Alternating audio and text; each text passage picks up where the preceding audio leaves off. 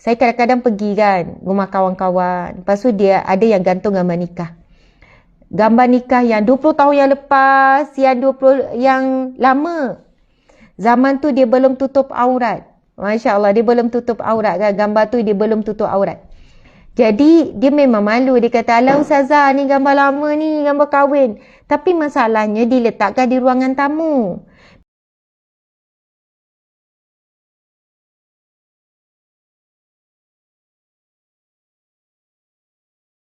Pergi kepada kamera dan hukum mengenainya. Mengambil gambar dengan menggunakan kamera ialah satu proses menangkap bayang dengan cara yang khusus dan tertentu. Menurut Syekh Ali As-Sayis, hukum sesuatu yang dipanggil sebagai penggambaran matahari atau fotografi tidak sama seperti lukisan gambar, tetapi ia bagaikan menangkap bayang yang mana ia seperti hasil objek yang terpapar melalui cermin. Hal ini kerana gambar fotografi terhasil daripada proses tangkap bayang dengan cara tertentu dengan menggunakan alat iaitu kamera. Oleh disebabkan itu, terdapat sebagian ulama yang mengharuskan perbuatan bergambar fotografi dan tiada larangan daripada menggantungkan gambar tersebut di rumah dan selain daripadanya. Perbuatan ini dibenarkan sekiranya gambar tersebut tidak menyebabkan berlaku fitnah seperti gambar perempuan yang memperlihatkan bahagian anggota badan selain daripada muka dan kedua pergelangan tangannya. Subhanallah. Muslimin muslimat dimati Allah sekalian. Jadi tidak ada masalah kalau kita nak gantungkan gambar di rumah kita. Gambar keluarga, gambar anak, gambar cucu, kan gambar nikah. Bila sebut gambar nikah, saya kadang-kadang pergi kan rumah kawan-kawan. Lepas tu dia ada yang gantung gambar nikah.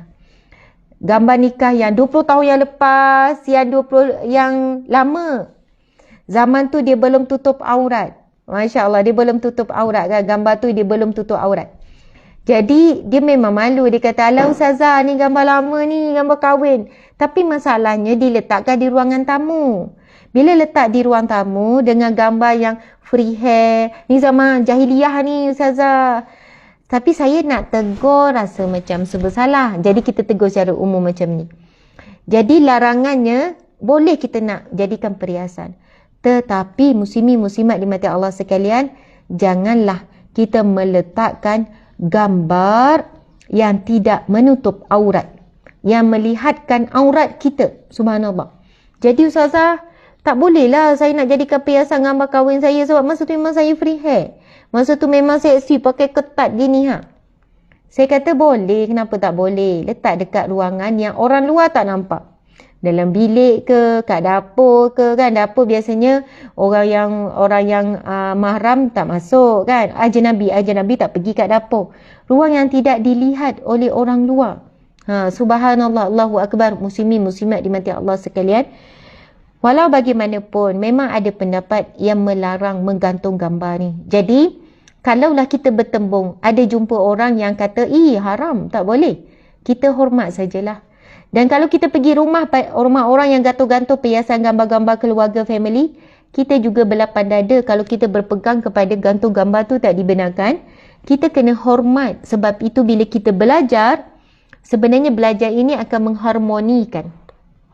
Bila belajar ni muslimin-muslimat, kita akan lebih memahami dan menghormati.